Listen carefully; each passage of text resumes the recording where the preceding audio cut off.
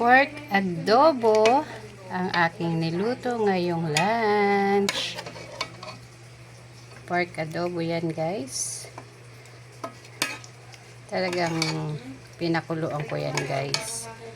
Ayan, nakikita nyo, nagmantika siya. Yan lang, guys. Sauce lang. Ulam na.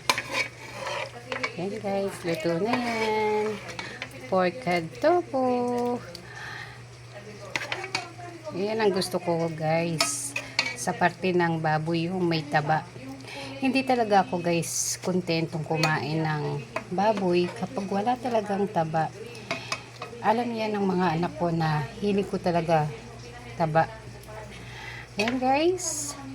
Pork adobo ang aming lunch. Thank you, guys. Thank you for watching. Love you all. God bless po. Taba, my favorite. Ayan, oh. Oh, diba? Yan, guys. Thank you for watching.